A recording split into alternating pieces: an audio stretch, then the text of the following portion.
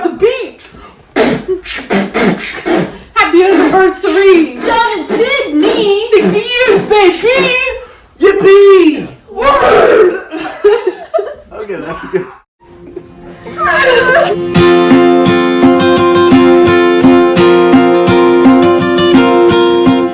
Okay, you're talking 1958, my graduating senior year, Bellflower High School, and I was working in stagecraft, building scenery and doing lighting and the sound system for the school plays.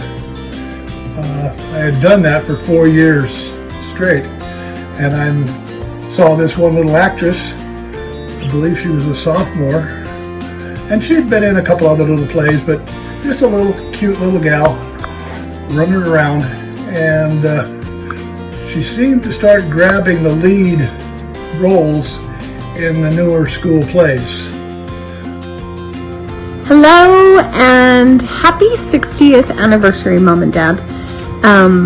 What an accomplishment. 60 years is a long time, and not just that you spent that time together and you made it 60 years without divorcing or killing each other, but look at what's come from that 60 years. I'm beyond grateful for the childhood that we had, growing up together with my siblings, the hard work that you've put into our family to make family the core of life and everything that is a top priority.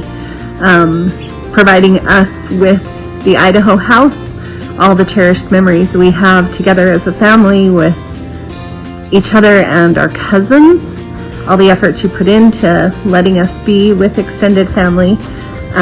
As we've become adults, we all, I feel, have learned to have strong work ethic from your examples and can continue to also make family priority.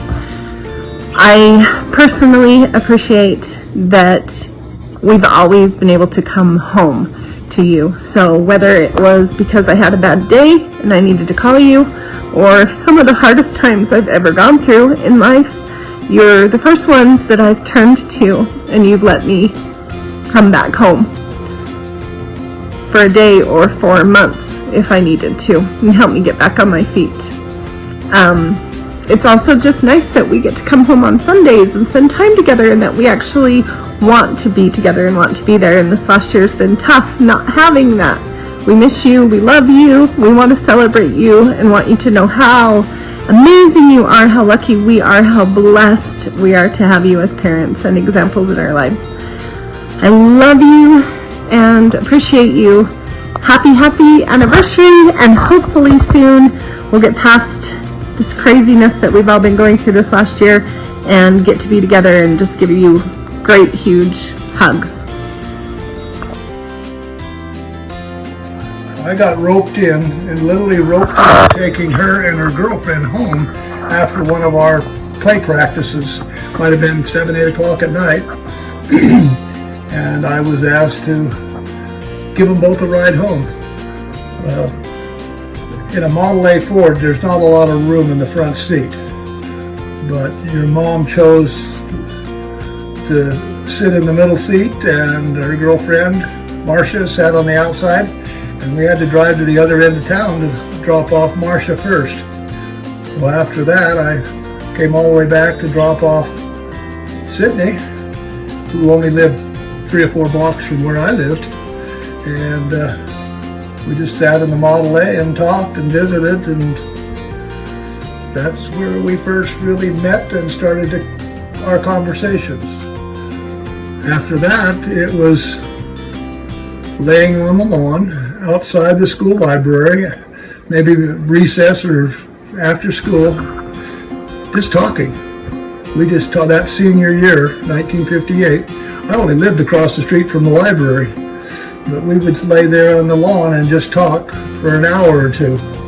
That's where we first met, and she was going to be a junior the next year, and we kept up our conversation. During the summer, she had to babysit for a cousin, And so our contacts were less and less. We called and talked to each other. Remember, in 1958, we didn't have cell phones. I had to use the house phone, and I couldn't tie up the house phone very long because somebody else had to use it, or they were expecting a call. Plus, Kathy, my sister, was the same age as Sydney, and they had been in classes together. Happy 60th anniversary. I love you. I love how you would always babysit me. Bye. Hi, Grandma and Grandpa. Happy 60th anniversary. I remember this one time where we were playing Life and none of us knew what we were doing. I miss you so much. I also remember this time when it was Grandpa's birthday and we all painted trains. And I remember when it was Grandma's birthday and we found out that Candace was pregnant. No, I forgot who. Candace was pregnant. I love y'all so much. And I miss you. Bye. Hey, John and Sydney. Congratulations on 60 years. That's an incredible feat. I really look up to you guys. Look up to your relationship. I know it hasn't been easy for you. And you guys, I've told you before, have become parents to me more than I believe mine are. Thank you. Love you. Dad was a senior. I was a sophomore. It was in theater, and I was in a play. And here's a surprise. Your dad was building sets for that theater. He's always liked to build. And that's when I first met him. And I walked to school, to high school. We weren't very far from the school, but I walked every day. And Southern California has always pretty nice weather. And this one day, he wanted to know if I needed a ride home. I said, sure, that'd be nice. It didn't take too many rides home before suddenly he was taking me all the time, anywhere I wanted to go. I don't think we've been that far apart ever since. Hi! Happy anniversary! It's your 60th anniversary! Happy anniversary! Hi guys. Thanks for not letting Jim get too dumb before he raised us.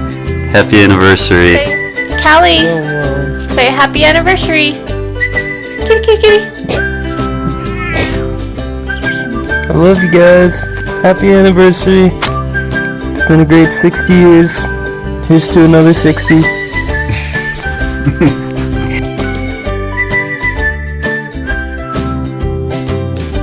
When I was in high school, we lived in I guess a poor part of Southern California. It would have to be something because we went to girls' camp, but we got a girls' camp up in the mountains so that we could be outdoors, because we never had outdoor opportunities, supposedly, that we were the urban kids that never really got out for a lot of kids.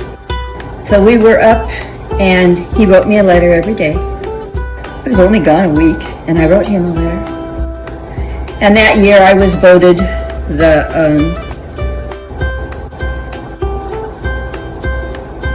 was a state camp, and I got to be the chairman of the whole camp. The girls voted me in, and then they'd wait and get my letters and make me do stuff for them. And one time I had to run around all the tables and do things. One time I had to sing a song to get my letters. So they had about as much fun with my letters as I did. But, and so I'd never gone to a restaurant that I remember. We'd go to Los Angeles and go to Felipe's for sandwiches. But as far as going where there was any different kind of food, we didn't go to restaurants or do anything. But once I started dating your dad, I got to go to restaurants. That was nice. I enjoyed that. Happy 60th anniversary! We love you. You're Love such you an guys example so of much. what we want to be in our marriage. Really, you And are the goals. family. You are goals. Love you guys. Love you guys. Happy anniversary. You guys are the literal coolest grandparents anyone could ever ask for. We love you so much. Well, we'd go out on dates. Of course, we'd come home. And I had 2 younger sisters and a brother. My brother was particularly an obnoxious 5-year-old. And so they would wait by the front porch when I'd come home and hide behind the curtains and watch. So if I got a good night kiss, and when I'd come in the house, they'd say, "Oh, are you gonna marry him?" And my response always was, I would never marry someone named Grub.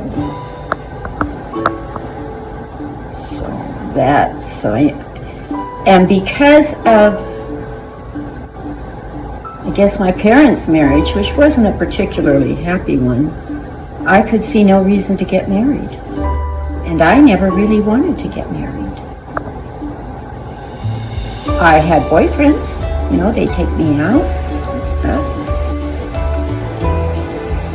But I never thought of marriage. It absolutely never occurred to me. Until maybe my senior year, the end of high school. My mother wanted me to get married. To her, that was what women did. And that was what women did during that time. You grew up, you got married, that was it. But your dad is a lot like my grandpa was. He was always so kind to me and nice to me. He just made me feel happy to be around him. And that is when I thought of marrying. I never thought of marrying anybody else until your dad came into my life, and after a couple of years, we dated for over 3 years before we got married. And I just never thought of marrying any of these other guys. Hey, Sid and John, it's your 60th anniversary. We just want to remind you of a couple things. Back in the day when I was in college, we'd come to your house every week and we'd watch Star Trek and Mission Impossible and laughing. I remember I rode my bike one time on the way over there, caught in the gutter and fell down and tore my knee up and got road rash. You've always been a mess. Yeah, I always have. But a fond memory that Jeannie just reminded me of is when we were in the Young Marrieds in the Bellflower Ward, and it was a Halloween costume party. Yeah, we won first prize. The 4 of us together. Yeah. You describe it. Tell me if you remember. John was Dorothy. You wore a dress and carried a little stuffed dog, Toto, hairy legs, long socks. I was the Tin Man. Jeannie was the Lion. And I wore Johnny's Halloween costume that Sydney had made. Yeah, and Sydney was the Scarecrow. We walked to Dumars and we walked back because I couldn't sit down in the car in my Tin Man suit, which is made out of cardboard, spray painted with silver paint. We had some good times in those days. And then, of course, all those times we camped at Joshua Tree at Jumbo Rocks, and we had such good times then. I want to wish you all a happy 60th birthday. So, Anniversary. Actually, we're very old too, so my brain is older than my body. Happy 60th anniversary, and I'll tape you again on your 70th. Yeah, we love you guys. Okay, bye-bye. Good. Well, the summer of '58, Sydney, I believe that's the first summer she babysat for her cousin over in, I think it was over by Torrance, quite a ways away. And so I didn't see her too often, but we talked on the phone from time to time. And she was only 15. So until that September, she was not allowed to really date till she was 16. Her mom, her dad, I don't know if he really cared one way or another. Never saw him around very often. But that summer, we kept up our contacts and our communications and went on little excursions and things together. I continued on into college for the next 2 years, 1958, 59, and 59 and 60, and still continuing to start to date Grandma, Mom on a regular basis. I think we started getting pretty serious by the time she turned 17. We started talking about getting married in our conversations, and well, was that something we really wanted to do? Had we really found each other? I don't know. We asked each other questions. We talked a lot about our backgrounds, our personalities, our families. We went to activities, family activities together. I went to Grandma's family and Christmas activities for 2 or 3 years straight. I was with them at their Christmas, and Grandma was with me at my family Christmas activities, New Year's Day's activities. Uncle John and Aunt Sydney. Boy, what can I think of? A memory. There's always the great memory of Jim and I putting grasshoppers on the grill and having Uncle John chase us out of the yard. That's probably my favorite memory with Uncle John. And then there's always in the back of my mind a memory of Aunt Sydney kind of chasing us around the house with a wooden spoon, threatening us, but never actually fulfilling on the threat. You guys were the best. You were another set of parents for me, and I love you like my own parents. I still do. Congratulations on your anniversary, and I hope you have many, many more. Love you. Bye. Things started to get pretty serious by 1960 when she graduated from high school. I'm trying to remember her first job. I think she started to work. Her first job was working for a telephone company, the Bell Telephone Company, as a long-distance operator. And I was still working for Republic Moving and Storage Company, and I had worked for them since basically my second year after high school. So I do what I could make a month, and we felt that between the two of us, both of us making less than $1 an hour, that we could survive as a married couple. And at that point, we talked about, well, do you think we're compatible with each other? Yes, and yes. And we'd have our arguments.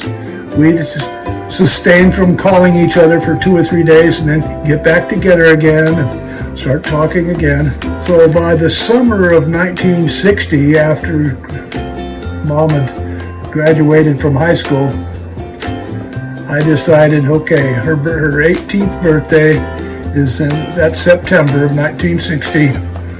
I'm going to get her a ring. And so there was a store that we always frequented. They had a nice jewelry section. It was called Fedco over in Cerritos. And I went over there and looked through the diamond department, and I had to analyze everything out. And we had looked at rings off and on, and so I started getting an idea of the styles of rings that Sydney liked. Not the traditional square mounted cuts, something different. And I thought, okay, I can do this. So I contacted the jewelry department probably about July of 1960. And they sent me to the Diamond Mart, which was an exclusive area downtown LA, up in one of the high-rise buildings. And what I did was go down there and went through all their settings and design settings, trying to find something that was very unique to Sydney. And then I knew enough at that time about diamonds and the clarity and the ratings and the cut, the colors. And so I went through groups of stones looking for the right stone, the right size to fit in the setting that I had chosen. Now, I did this is not traditional. Most women pick their own settings, I believe. But at that time, I picked the setting and I picked the diamond and got it all put away and decided on her 18th birthday, I was going to take her to a dinner out, and I think it was called the Velvet Turtle. The name of the restaurant just recently came back to me. Somebody had posted it on Southern California Nostalgia. But anyway, I can't remember what we ate. That wasn't important. But I did tell the people that the restaurant that I was going to propose to my wife there, I mean, it was the type of restaurant you could pull up and there was a valet service to park your car. I didn't have a valet park my car, whatever I was driving.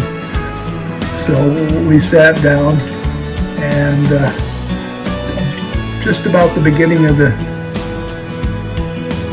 meal, I'm trying to remember, I had the diamond in a small box and basically said to her, "Oh, here, I have something for you. I found it in the bottom of a Cracker Jack box." And she opened it up and it was her wedding ring set. And I said, "Will you marry me?" And naturally, she said, "Yes, John." And then we had, from then on, it was, now what do we do? Well, it was my birthday, and he took me out for a very nice dinner. And I was proposed to. I remember we seem to have two different recollections of how our proposal went. I remember it being in the parking lot of the restaurant. Because I remember sitting and looking at my ring like this. Ooh. But sometimes I don't think he remembers it that way. And that's funny to me that we'd have such a different.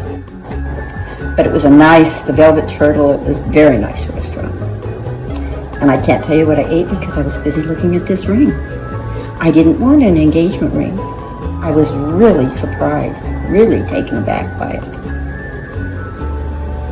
Because I felt the only ring that really mattered if I was going to get married, I'd have a wedding band.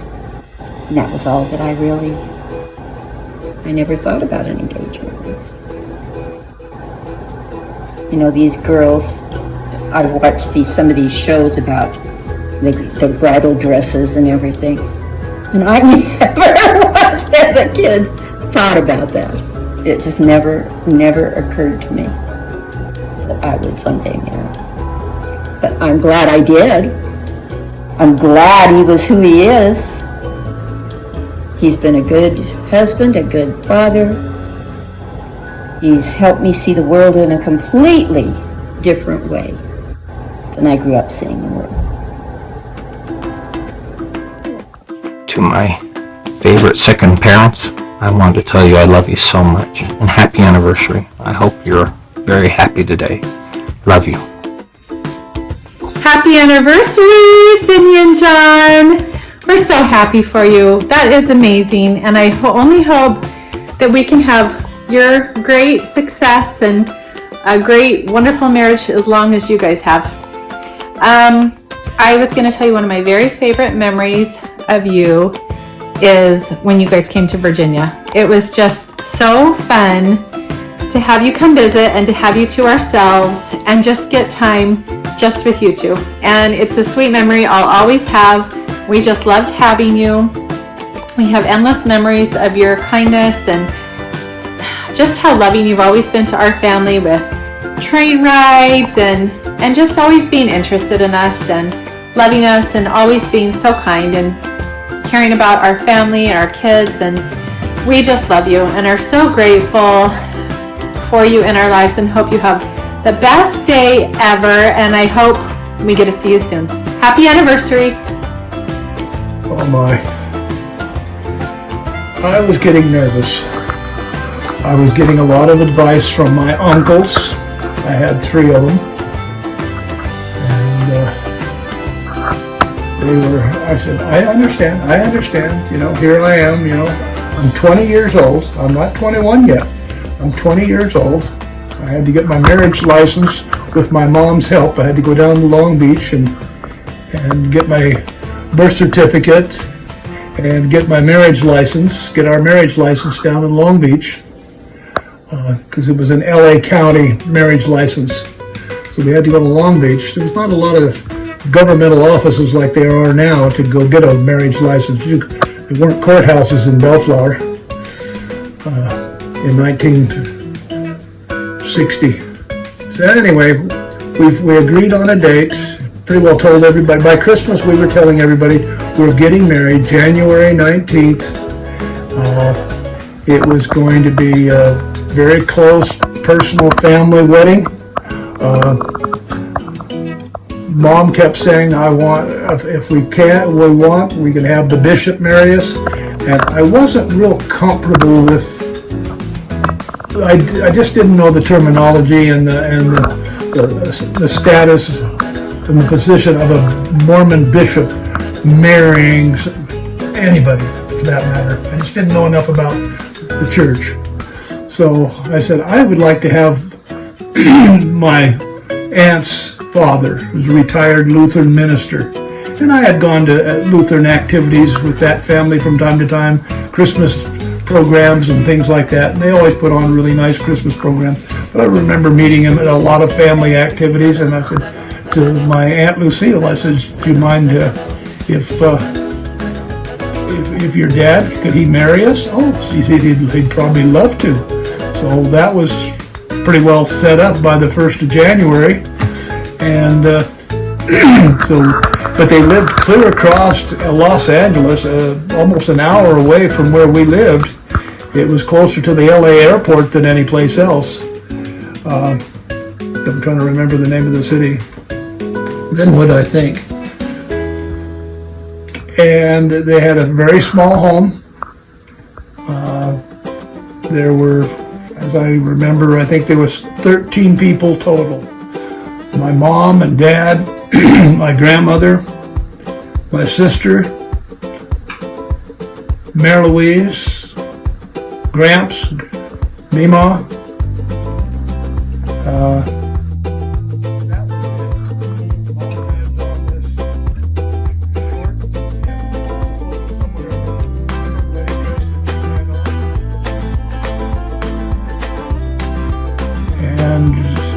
Decided we're going to tell everybody we're going on our honeymoon right from that location.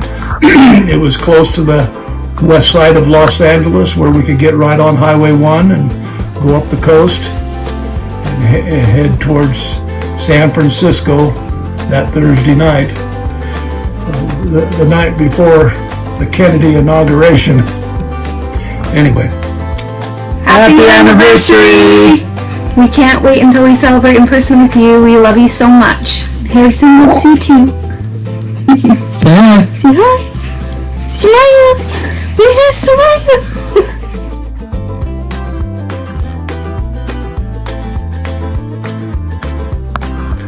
You know, having dated Sydney for almost 3 years.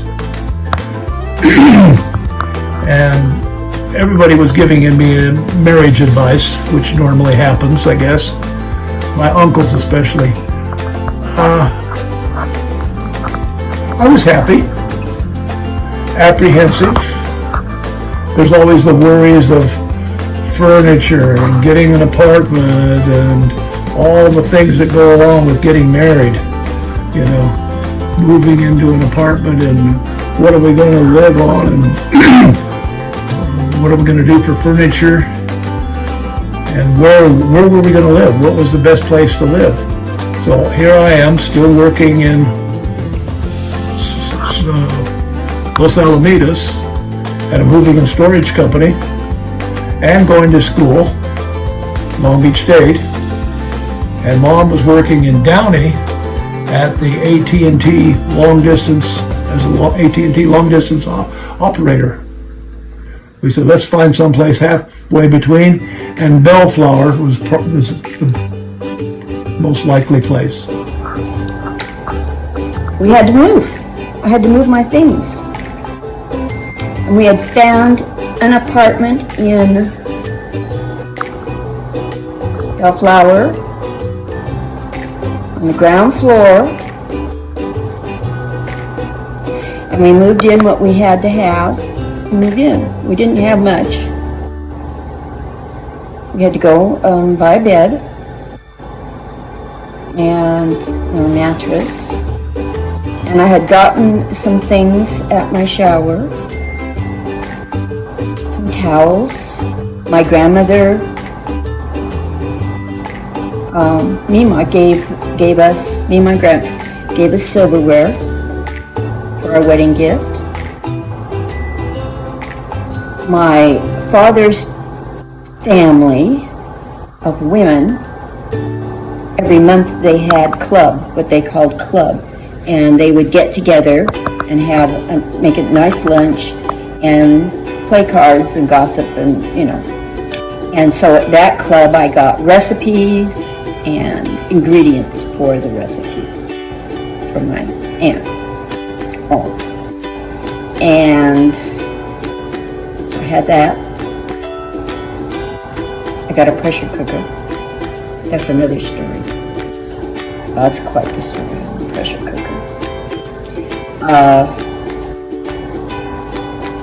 I didn't really think about it. It was something,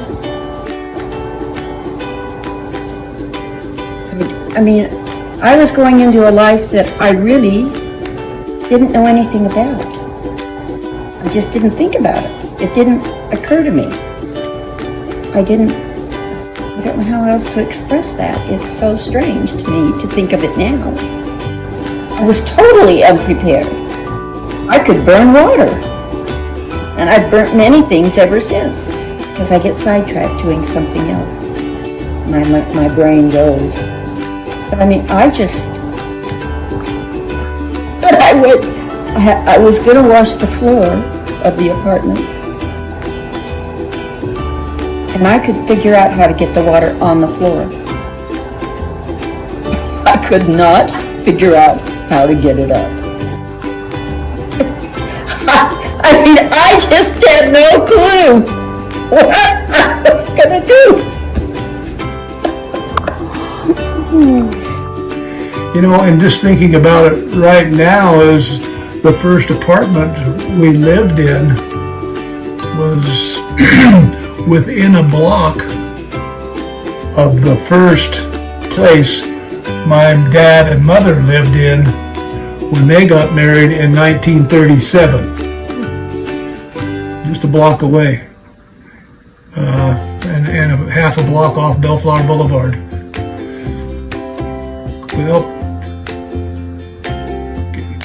it was interesting to go to work, and Mom worked at night. She did the night shift. So when I went to work, she had to learn how to do housework, laundry, cooking, and she was not accomplished at cooking.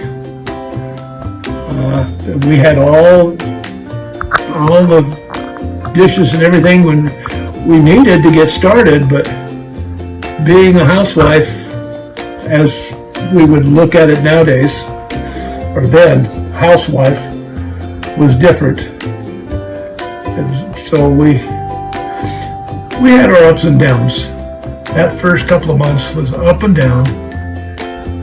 You're trying to do homework, and you get home and your wife's gone, goes off to work, and I drive her to her job over in Downey, and then pick her up late at night. It was difficult. But 4 months after we got married, we had Johnny on the way. So all of our plans that we were thinking about totally changed. Our entire life changed at that moment. Hello, Mom and Dad. This is actually my very first recording, so we'll see how this goes, and I didn't put anything together, so I'm going to go off the top of my head. But I made sure that I had Swampy on, so we got the fire over there, and then Mickey's, thing. There's Indian lady over here. Anyways, I'm probably looking in the wrong place. But anyways, happy 60th anniversary. Most people are amazed when they make it to 50, and we made it to 60. And I've had the opportunity to spend 59 years of those 60 years with you. And it has been a blessing. It really has. And before I got on the video, I thought, what am I going to talk about? And I thought about all the vacations that we've had, all the fun times that we've had as a family, and we can talk about a lot of things. I don't know how long I was supposed to talk on this or not, but really, thank you for being a wonderful example to me and my family and our family. And thank you for always being there for us. I couldn't do it without you. And I'm so blessed that I've been able to experience life with you. And you guys are so caring and loving. And tomorrow should be a holiday. Yay! Tomorrow should be the holiday for 60 years. So, anyway, I'm just going to try to do the whole thing. So, anyway, happy 60th birthday. And also, if you already know it, I love you very, very much. And I appreciate everything you've done for me. And we'll talk to you soon. Bye, Johnny. I went home, and my grandmother Bundy, and I have no idea why my father's family, why we of all the cousins and everything, just our little family called her Bundy. I have no idea where it came from, and neither do any of the cousins, because they'd asked me about it. And I said, I don't know. I just always called her Bundy. She was wonderful cook, and she was the pioneer woman. She had grown up here in Indianola, which is out in Manway area, way out in the sticks. And she got married in the 8th grade, and she married her teacher. And Helm was his last name. She was a MacArthur. And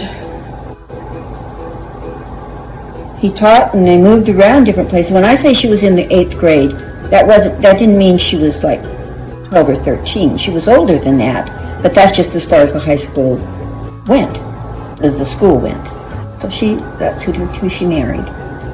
And then they ended up having 8 children. My father was born in Twin Falls, Idaho. And when he would get together with his family, they would talk about how they were baptized in the horse trough. Then they moved to Southern California, and he taught for a few years after here, but then he died. He died before my mother ever met my father. He had died of a heart attack. The Helms have bad hearts. And there seemed to have been, lots of early deaths and things. Anyway, she had made my wedding dress for me. It was beautiful. I thought it was beautiful. And it was 2 dresses in one. The underdress was satin, strapless, with little thin spaghetti straps, and then over the top of it was an all embroidered lace. And it had the big puffy sleeve on it, down to a little satin cuff, and it had a big flat satin bows on the shoulders. And it was just cut. It was very simple. I love that dress. So I went home and got dressed for that. I had white shoes. And when I think about it, I think I have my hair kind of the way it is now. And I don't like it. I didn't particularly like it then, but I can't get it cut right now. So, and it was reddish. It was auburn. I had been dyeing my hair for a long time. Grandma always dyed her hair. She used henna, and she would go over to Mima's, and they'd get her henna done every month to 6 weeks. So she always had a reddish cast over here. And I had one too. Although my grandmother, Mima, always wanted me to be a blonde. She loved blondes, dyed blondes. I guess that's what happens when you live near Hollywood. So I did my hair in a little pony, in a page boy, is what that was called, a page boy.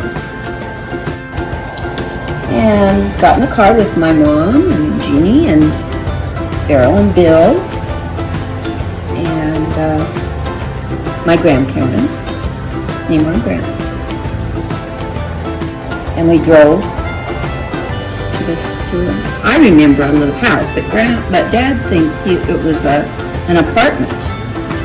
The minister, Uncle Joe, Dad's Uncle Joe, his wife, her father was a Lutheran minister, and so he married us in his home where he lived, whether it was a house or an apartment.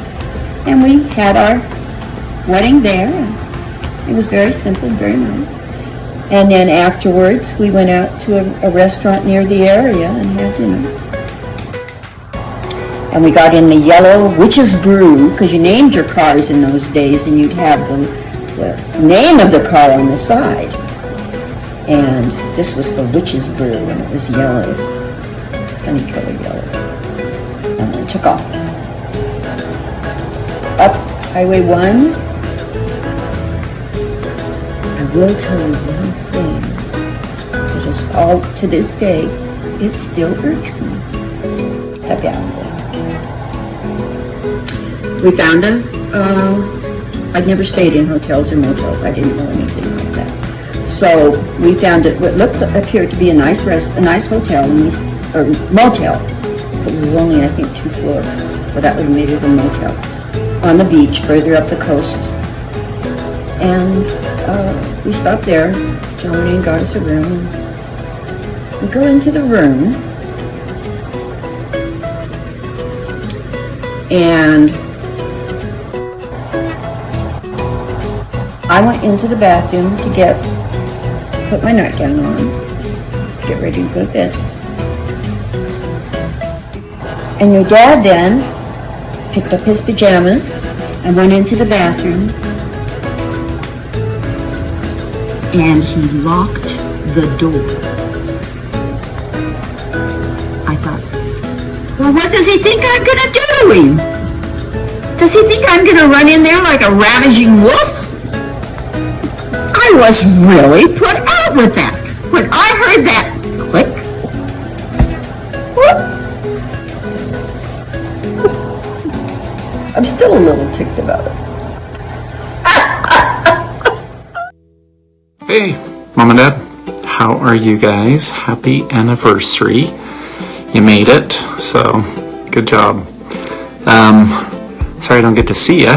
Maybe I'll be dropping off some food and get to see you later, but sure love you both. Glad you take good care of me and always are worried about me and always doing everything you can just to make me happy. So I sure appreciate it. You're always there for me and love you always. So it's been great always being close to you guys. So take care. We'll see you. Happy anniversary to you. Congratulations. It's amazing. And I'm super grateful to you both for sticking with it. Hope it's a great year, right? Love you both. This last year has been very difficult. If Sydney and I had not have the relationship that we have for 60 years, I don't know emotionally that we could have survived this last year not having each other. We've learned to listen to each other. We know each other's likes and dislikes. Many times we think the same thing, we'll repeat the same thing, and look at something and hear something and say, that's exactly what I was thinking about. This has been a hard year, a very difficult year, but I can't let Mom out of my sight. I may not show that much emotion sometimes, but I have to check on her constantly. I may sit down in the basement here for an hour or two, but I have to go upstairs and check on her. I have to, every night before I go to bed, I just have to make sure that she's resting well before I can have peace of mind so that I can go to sleep. Once I know that she's resting well, not struggling, I can turn over and go to sleep. You get pretty attached to someone after 60 years. You know every move, you know their likes, you know their dislikes, and you'll push it even though you know them, and you'll push them and tease. But we both have learned that we have to laugh at each other and then just give each other a hug. And sometimes that's all we need, is just a hug. Well, I'll walk by her and just lean over and give her a kiss, or just give her a hug. She's extremely receptive. And we're just so grateful to have each other this last year that we could not have done it without the closeness that our bond has been together. Hey Grandma and Grandpa, happy 60th anniversary. I love you both so very much. Can't wait to come home and see you guys again. Hi Grandma, hi Grandpa. Happy anniversary from me and my sushi burrito. I love you guys, and I will see you guys all the time. Hopefully soon, because I quit my job, so hopefully I can see you guys more. But I appreciate everything you guys have ever done for me. I really do love you guys so much, and you are a very important piece and part of my life. And I'm just very grateful for the life that you've given me and my family, so that I could be able to go on my mission and just experience all these different things. And I love you guys so much, and I'm very grateful for you. Happy anniversary, Grandma and Grandpa. Congrats on making it to this milestone. I know this last year has sucked. I mean, there's no other way to put it. It sucked. I know while it sucked for everyone, everyone's had some hard times. I know that it has especially been tough for you guys. I'm glad that, I'm definitely looking forward to the day when, fingers crossed very soon, we can actually all get together, we can have a party, we can be a family in person again, not just over Zoom. But, until then, I think it's important that we take these moments where, good things, good occasions, and still recognize them for what they are, which is a great accomplishment. And, I know that without you guys, obviously, none of us on this video would exist for the most part. And I'm very, glad for that, first of all. But I'm also just happy I can call you two in particular my grandparents. I love you both. You both have had, an insane amount of impact on who I am and my interests and my ethics. throughout my entire life, whether it be from reading from grandma or from just the ability to take something and create something with your own hands, from grandpa, as well as just the innate sense of, loving people and loving life, and enjoying family. And, it's a family, our family, I feel like is closer than most. I feel like when I talk to people about how much I talk to my cousins or how much I hang out with my cousins or whatever, it seems like the way I treat my cousins is how most people treat their siblings. The way I treat my second cousins and the Lloyds and stuff like that is how most people treat their cousins. And that all comes from the love and the integrity and the unity that you guys have shown our family and taught our family.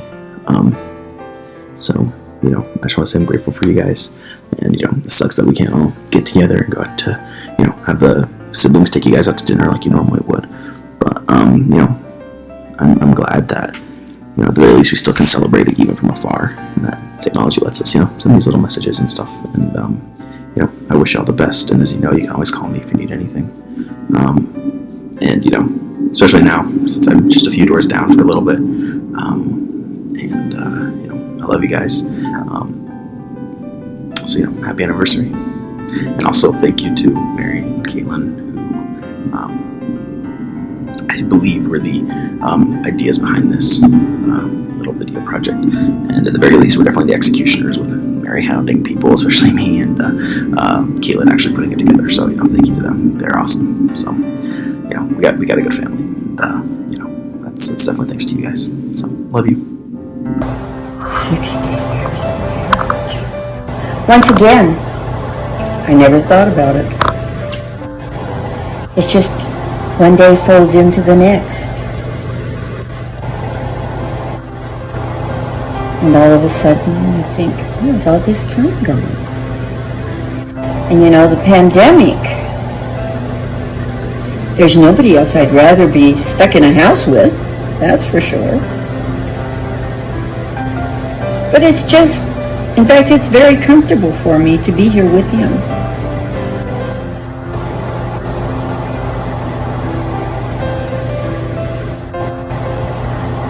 Fortunately, we share a lot of the same ideas politically and, things like that. So we can talk about things like that.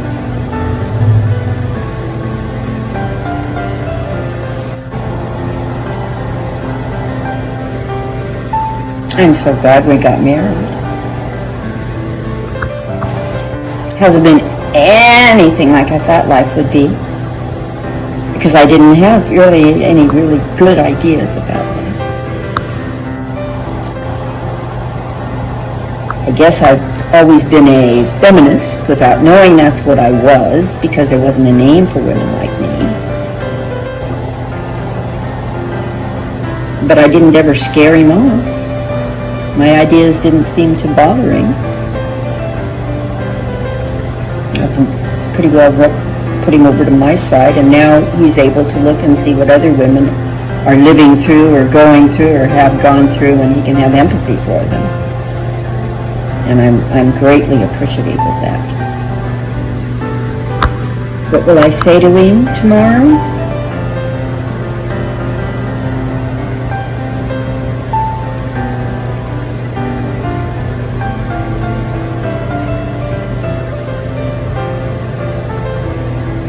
Without your dad, I wouldn't have a family.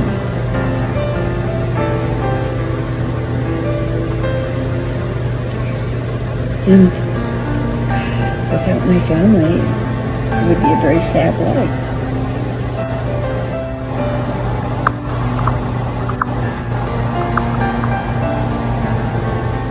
I've known more love from the time I met your dad than I ever felt the rest of it before.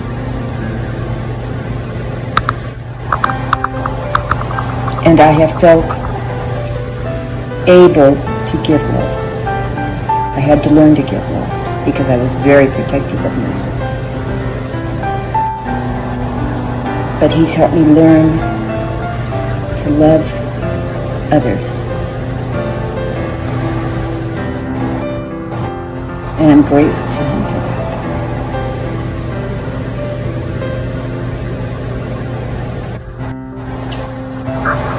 But I will tell him tomorrow how much I do love him.